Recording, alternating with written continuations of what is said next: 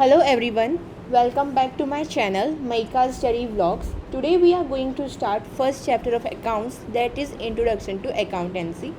So let us understand what does this word accountancy means. Accounting is an art of recording, classifying and summarizing any transaction and event which is of financial nature and interpreting the result thereof in the terms of money. तो देखो क्या होता है कि जो accounting है क्या है, एक आर्ट है. किसकी आर्ट है? रिकॉर्डिंग की आर्ट है, क्लासीफाइंग की आर्ट है और समराइजिंग की आर्ट है. कोई भी ट्रांजैक्शन या इवेंट जो कि फाइनेंशियल नेचर के हैं और हम उसी वक्त हम इंटरप्रेट कर देते रिज़ल्ट को उनकी टर्म्स में, मनी की टर्म्स में. अब जैसे कि हमने समझा कि अकाउंटिंग क्या होता है, अब हम समझते हैं कि अकाउंटिंग के फ़ीचर्स क्या है. अकाउंटिंग्स के 6 फीचर्स हैं जो कि है identifying, recording, classifying, summarising, analysis and interpretation और लास्ट है communication of and result. Now let us understand all these 6 features one by one. Identifying, we identify a business transactions. What does basically business transaction means? It is an economic event involving the movement of money, goods or assets and services, usually between 2 or more parties, for example sales and money lending. Business transaction एक economic event है जो एक movement involve करता है money का, goods का या assets और सर्विसेज का, जो कि होता है 2 या 2 से ज़्यादा पार्टीज़ के बीच में. एग्जांपल्स हो गया आपके सेल्स और मनी लेंडिंग. अब जो बिज़नेस ट्रांजैक्शन है वो भी 4 टाइप्स के हैं. पहला है कैश ट्रांजैक्शन, दूसरा है क्रेडिट ट्रांजैक्शन, फिर तीसरा है इंटरनल ट्रांजैक्शन और चौथा है external transaction. Each type of business transaction is either tangible और इनटेंजिबल. मतलब कि जो कि हमने अभी टाइप्स पढ़े, जो 4 टाइप्स है बिजनेस ट्रांजेक्शन के, वो या तो टेंजिबल हो सकते हैं या इनटेंजिबल हो सकते हैं. टेंजिबल मतलब होता है anything which can be touched और सीन, मतलब कि जिसको आप देख सकते हो या छू सकते हो, जैसे कि आपके गुड्स या और मशीनरीज एक्सेट्रा. और इनटेंजिबल उसी का ऑपोजिट होता है. क्या होता है? Anything which cannot be touched or seen, means we can only feel it. मतलब कि जिसको आप ना छू सकते हो और ना देख सकते हो, मतलब आप उसको सिर्फ फील कर सकते हो. That is the intangible. जैसे कि जो अभी मैं आपको इसे पढ़ा रही हूँ, तो जो टीचिंग है ये एक सर्विस है. इसको आप देख नहीं सकते हो, इसको आप टच नहीं कर सकते, आप उसको सिर्फ फील कर सकते हो. और जो सॉफ्टवेयर है उसको भी आप टच नहीं कर सकते या सीन नहीं कर सकते, आप फील कर सकते हो. क्योंकि सॉफ्टवेयर क्या है, कंप्यूटर के अंदर ऑलरेडी इंस्टॉल्ड होता है बाय सॉफ्टवेयर. हाँ, मतलब इंस्टॉल होता है ऑलरेडी. फिर है monetary transactions, where one makes और receives any payment and includes deposit, withdrawals and exchange, for example money order, electronic funds transfer etcetera. मतलब कि जब कोई भी लोग, मतलब कोई भी जब मनी बना रहा होता है या फिर रिसीव कर रहा होता है पेमेंट, उसके अंदर डिपॉजिट्स, विड्रॉल और एक्सचेंज, ये तीनों चीज़ें इंक्लूड होती हैं. जैसे कि आपके हो गया money order, electronic fund transfer etcetera. फिर आता है recording. For recording the data we use journal. अगर हम कोई भी डेटा को रिकॉर्ड करते हैं अकाउंटिंग में तो हम उसमें जर्नल यूज़ करते हैं. In journal there are 2 terms, debit and credit. अब जो जर्नल है उसमें 2 टर्म यूज़ की जाती है, एक होता है डेबिट और क्रेडिट. इसके ऊपर एक स्पेसिफिक वीडियो आएगी जिसको मैं इसमें आपको बहुत अच्छे से समझाऊंगी कि इन दोनों वर्ड्स का मतलब क्या होता है, ताकि आप इसको अच्छे से समझ पाएंगे और लिख भी पाएंगे एग्ज़ाम में. तो और तीसरा पॉइंट है journal is the first book of accounting. ये एक इम्पॉर्टेंट पॉइंट है, 1 मार्क का क्वेश्चन आता है इसमें से कि which is the first book of accounting. उसमें आप आंसर लिखेंगे journal first book of accounting है. फिर जो चौथा पॉइंट आता है वो है we make journal entries in chronological order, means date wise. In other words it means we make entries in the order of happening of the monetary transactions. मतलब जो जर्नल एंट्रीज होती है वो क्रोनोलॉजिकल ऑर्डर में होती है, मतलब date wise होती है। अगर हम इसका कोई दूसरे वर्ड में उसमें मतलब समझे तो इसका ये है कि जो भी वो वहाँ पे जो मॉनेटरी ट्रांजेक्शन हो रहा है उसकी हम एंट्रीज़ करते हैं, ठीक है, और क्रोनोलॉजिकल ऑर्डर में एंट्रीज़ करते हैं उसकी। फिर आता है क्लासिफिकेशन। क्लासिफिकेशन में क्या होता है, in classifying the data we use ledger. Ledger भी एक टाइप ऑफ बुक है जो कि हम क्लासिफिकेशन में यूज़ करते हैं। Laser is the second book of accounting. Again this is a 1 marker question. Similar nature of transaction is grouped together. For example, all sales, all fixed assets, all loans, etc. All these type of transaction are recorded together in the ledger of sales, fixed assets, loan, etc. Okay. तो ये क्या हुआ, जैसे कि जो भी sales है या कोई भी फिक्स्ड एसेट्स है, लोन है, इनके इनके अलग अलग लेजर होता है। जैसे कि जो सेल्स है वो लेजर ऑफ सेल्स में रिकॉर्ड किए जाएंगे, जो कि फिक्स्ड एसेट्स हैं वो लेजर ऑफ फिक्स्ड एसेट्स के उसमें बुक में रिकॉर्ड किए जाएंगे, एंड सो ऑन। फिर होता है summarising. For summarising we use financial statements. Again मैं इन फाइनेंशियल स्टेटमेंट्स के ऊपर मतलब जितने भी हम जो 3 फाइनेंशियल स्टेटमेंट्स पढ़ेंगे उसके ऊपर एक स्पेसिफिक वीडियो आएगी, वो आपको और इस फाइनेंशियल स्टेटमेंट को समझने में और मदद करेगी। These statements are generally prepared at the end of an accounting period. For example, at the end of financial year, at the end of quarter और half year, etc. मतलब कि जब कोई अकाउंटिंग का पीरियड जब एंड हो रहा होता है उस वक्त ये फाइनेंशियल स्टेटमेंट बनाई जाती है। जैसे कि आप कह सकते हो कि फाइनेंशियल ईयर में हो गया, मतलब एंड ऑफ फाइनेंशियल ईयर जो 12 मंथ्स का पीरियड होता है, या फिर हो गया क्वार्टरली मतलब 3 मंथ्स का होता है, या फिर ईयरली मतलब हाफ जैसे कि पहले 6 मंथ में फिर दूसरे में 6 मंथ में। और इसके बाद फाइनेंशियल स्टेटमेंट 3 टाइप्स के होता है। पहला होता है trading and profit and loss account. In this financial statement we measure the profitability of an organisation during an accounting period.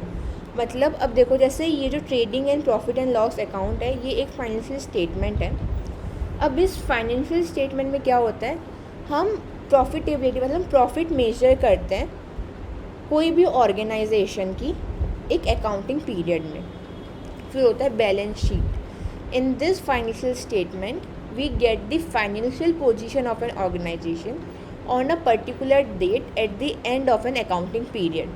अब इस फाइनेंशियल स्टेटमेंट में क्या होता है कि हमें जो भी ऑर्गेनाइजेशन है उसकी हमें फाइनेंशियल पोजीशन पता चलती है कोई भी पर्टिकुलर डेट पे जब अकाउंटिंग पीरियड एंड हो रहा होता है। और जैसे कि मैंने बोला कि जो अकाउंटिंग पीरियड जो एंड होता है वो कोई भी हो सकता है, या तो वो फाइनेंशियल ईयर हो सकता है, या फिर वो क्वार्टर, या फिर हाफ ईयर हो सकता है।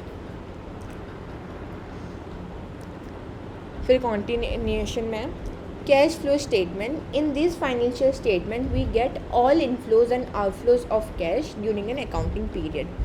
अब ये जो लास्ट स्टेटमेंट है फाइनेंशियल स्टेटमेंट, इसमें क्या होता है, इसमें हमें समझ में आता है कि कैश का जो भी इनफ्लो हुआ या आउटफ्लो हुआ उस अकाउंटिंग पीरियड में।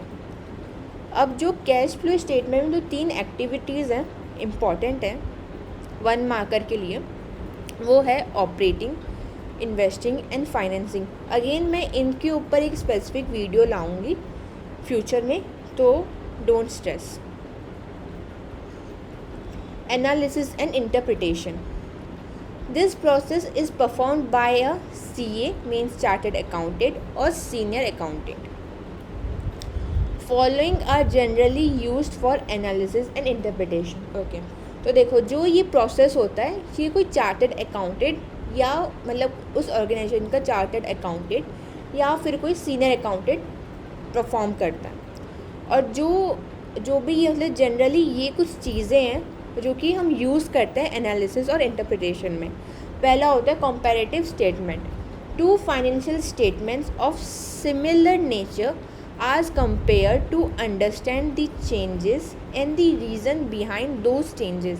For example, 2 trading profit and loss account, 2 balance sheets, etc. मतलब जैसे कंपेरेटिव स्टेटमेंट से हमें समझ में आता है कंपेयर करना। अब इसको अकाउंटिंग में कैसे होता है, जैसे कोई भी दो फाइनेंशियल स्टेटमेंट है जो सिमिलर नेचर में, उसको हम कंपेयर करते हैं कि जो भी उस पर्टिकुलर अकाउंटिंग पीरियड में जो चेंजेस आए हैं तो वो क्यों आए हैं, उसके पीछे रीज़न क्या है। जैसे कि हो गया 2 ट्रेडिंग और प्रॉफिट एंड लॉस अकाउंट, या फिर हो गया 2 बैलेंस शीट। फिर आते हैं रेशियोज़ क्या होते हैं, ये 1 मार्क का क्वेश्चन है और बहुत इम्पॉर्टेंट है। Ratios, preparation of accounts to simplify the complex information portrait by financial statement, मतलब कि ये एक ऐसे अकाउंट्स हैं, मतलब हम एक ऐसे अकाउंट को प्रिपेयर करते हैं जो कि कोई कॉम्प्लेक्स इंफॉर्मेशन है जो कि हमें फाइनेंशियल स्टेटमेंट में दिखी है, उसको हम सिंप्लीफाई करते हैं ताकि हमें वो समझ में आए, उनको हम रेशियोज़ कहते हैं। फिर आते हैं last feature of accounting, that is communication of and result. It means to publish financial statements और transaction to general public, owners or shareholders etc. with the help of various means of communication such as company website, newspaper, emails etc. मतलब अब आपने जितनी भी accounting के 6 मतलब जो process था या 6 फीचर्स थे उनमें से आपने 5 कर लिए। अब आपके पास जो फाइनल स्टेटमेंट आई है तो उसका पब्लिक को दिखाते हो या फिर आप ओनर्स या शेयर होल्डर्स को दिखाते हो, किसके थ्रू, मतलब पब्लिश करते हो स्टेटमेंट या ट्रांजेक्शन को, किसके थ्रू, हम various means of communication use करते हैं, जैसे कि कंपनी की वेबसाइट हो गई या न्यूज़पेपर्स हो गए या ईमेल्स हो गए। तो ये जो अभी हमने इतना पढ़ा ये थे 6 फीचर्स ऑफ अकाउंटिंग। अब हम पढ़ते हैं कि अकाउंटिंग क्या आर्ट है या साइंस है। तो first point says accounting is an art as well as science, मतलब अकाउंटिंग आर्ट भी है और अकाउंटिंग साइंस भी है। कैसे, देखो, it is an art of recording monetary events and is also the technique based on accounting principles which helps to achieve the desired goals और objective of an organisation. मतलब देखो अभी आर्ट कैसे, ये एक आर्ट है रिकॉर्डिंग की, किसकी, मॉनेटरी इवेंट्स को रिकॉर्ड करना, और ये एक टेक्निक है जो अकाउंटिंग प्रिंसिपल के ऊपर बेस्ड होती है ताकि हम अपने डिज़ायर्ड गोल्स या ऑब्जेक्टिव वो अचीव कर सकें। फिर है अब अकाउंटिंग आर्ट कैसे, ये देखो, accounting is an art of recording, classifying and summarising the financial transactions. अब देखो अकाउंटिंग क्या है, आर्ट है, किसकी, रिकॉर्डिंग की, क्लासीफाइंग की और समराइजिंग फाइनेंशियल ट्रांजैक्शंस की। It help us in knowing the profitability and financial position of business, मतलब ये हमें बताता है कि कोई भी जो बिज़नेस है या कोई भी ऑर्गेनाइजेशन है वो कितना, उसको कितना प्रॉफिट हुआ और उसकी फाइनेंशियल पोजीशन क्या है।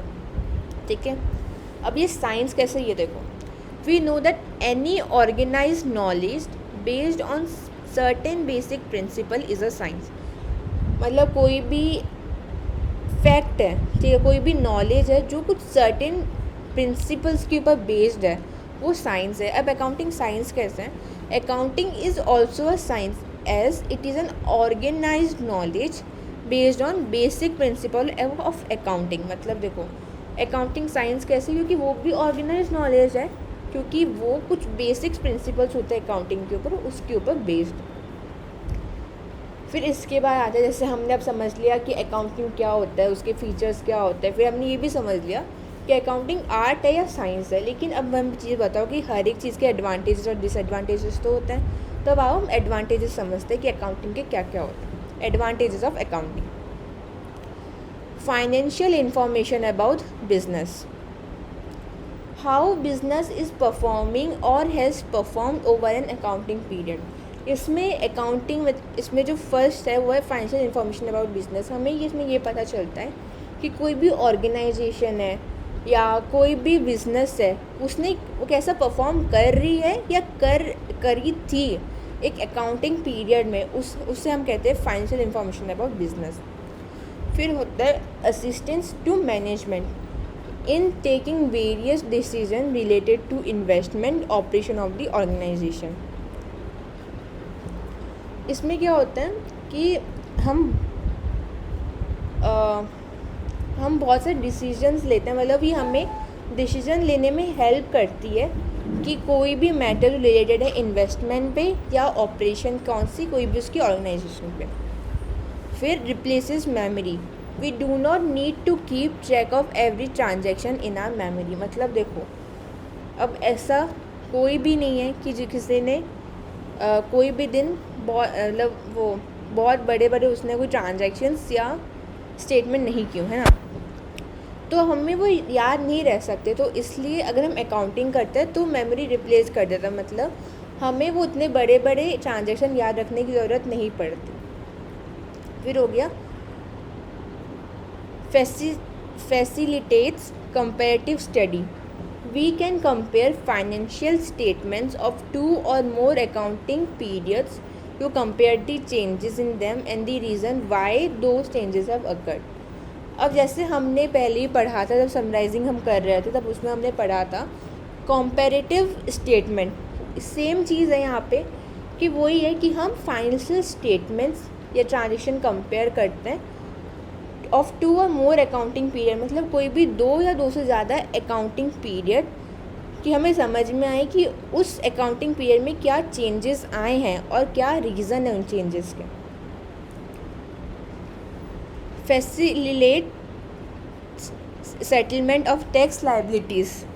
Accounting books are often required by tax authorities to understand the exact nature of accounting transaction in order to ascertain correct tax liability. अब देखो क्या होता है, मैं अंडरलाइन कर रही हूँ जो इम्पॉर्टेंट है, ठीक है. देखो, अकाउंटिंग बुक्स जैसे हमें पता है कि जो गवर्नमेंट है उसने बहुत सारे टैक्सेस लगाए हुए हैं, जैसे इनकम टैक्स हो गया या फिर कोई GST हो गया, है ना, ये हम पता है. और ये अकाउंटिंग क्यों है, क्योंकि ये जो भी ऑर्गेनाइजेशन है वो मेंटेन करती है, क्योंकि उनको कभी भी बुलाया जा सकता है टैक्स अथॉरिटीज़ के द्वारा कि ताकि वो समझे कि जो अकाउंटिंग ट्रांजैक्शन हुई है वो क्या करेक्ट है, मतलब जो उसमें टैक्स भरा गया है उनको वो क्या वो करेक्ट है या ज़्यादा भरा है या कम भरा है, ठीक है. फिर कॉन्टिन्यूएशन में फिर ये facilitates loan. Financial institution like bank need accounting information and financial statements to understand the credit worthiness of the organisation. अब देखो इसमें क्या होता है, जैसे अब लोन हम कहाँ से लेते हैं, लोन हम बैंक से लेते हैं ऑफकोर्स. तो क्या करते हैं, जैसे फाइनेंशियल इंस्टीट्यूशन कहते हैं हम बैंक्स को, बैंक्स होगी फाइनेंशियल इंस्टीट्यूशन, वो क्या है, वो एक अकाउंटिंग इंफॉर्मेशन चाहिए रहती है, फाइनेंशियल स्टेटमेंट, ताकि वो समझे कि जो भी ऑर्गेनाइजेशन उनसे लोन लेने आई है क्या वो उस क्रेडिट के मतलब उस लोन के वर्दी है, कि वो आपकी प्रीवियस 2 to 3 years चेक करेंगे और हिसाब से आपको लोन प्रोवाइड करेंगे. Facilitates sales of business. Whenever any business is sold, the buyer need accounting information and financial statement to understand the operation and financial position of the organization. देखो, अब कोई भी ऐसे for example XYZ private limited company है जो कि मतलब वो बिज़नेस एक ऑर्गेनाइजेशन है जो कि सोल्ड हो गई. अब जिसको सोल्ड किया, जिसने मतलब उसको लिया है, जो बायर है, उसको एक अकाउंटिंग इंफॉर्मेशन और फाइनेंशियल स्टेटमेंट चाहिए रहती है ताकि वो समझ पाए कि over the 2 to 3 period of time, मतलब ईयर्स, उसने क्या क्या उसके ऑपरेशंस किए और उसकी क्या फाइनेंशियल पोजीशन है उस पर्टिकुलर ऑर्गेनाइजेशन की. फिर evidence in court. Accounting books and related information are often recognise as a solid proof and important document as an evidence in the court of law. देखो, अब जैसे जो भी अकाउंटिंग करता है और उसके जो भी अकाउंटेंट जो अकाउंटिंग बुक बनाता है और जो भी उसके रिलेटेड इंफॉर्मेशन है वो एक बहुत सॉलिड प्रूफ रिकॉग्नाइज किया जाता है, क्योंकि उसका ना बहुत सारी इंपॉर्टेंट डेट्स होती है और डॉक्यूमेंट्स होते हैं जिसमें हमें समझ में आता है कि अच्छा कि ये कंपनी सच बोलती है कि इसने ये इतने इतने ट्रांजैक्शन इस डेट में किए हैं, मतलब ये एक एविडेंस होता है कोर्ट में. फिर assistance in the event of insolvency. Whenever an organization is unable to meet its liabilities, the accounting books are primary source of information in understanding the exact net payment that are due. मतलब कि जब भी कोई organisation अपनी liabilities को मतलब match नहीं कर पाती, तो जो उनकी अकाउंटिंग बुक है वो एक प्राइमरी सोर्स होता है, मतलब उसके अंदर जो इन्फॉर्मेशन होती है प्राइमरी सोर्स होता है कि हमें समझ में आए कि क्या एग्जैक्ट नेट पेमेंट है जो कि मतलब बची है अभी देने के लिए. फिर last, helpful in partnership accounts. Of course अब ये इम्पॉर्टेंट क्यों है, देखो. Partnership is based on mutual trust, and this trust is based on certain mandatory information. One of them is accounting and accounts book. Okay, तो देखो अब कोई भी पार्टनरशिप होती है तो उसमें क्या सबसे होता है ना कि कहते हैं सबसे सॉलिड जो होता है वो होता है ट्रस्ट. और जो अगर हम अकाउंटिंग की डेफिनेशन में अगर हम ये ट्रस्ट देखें तो क्या है, जो ट्रस्ट है वो एक सर्टेन मैंडेटरी इन्फॉर्मेशन होता है जिसमें एक होती है अकाउंटिंग और अकाउंट्स बुक. मतलब वो ट्रांसपेरेंसी मेंटेन करते हैं दो पार्टनर्स के बीच में. So thank you very much for watching. Until the next video, keep learning and practicing. Take care. Bye.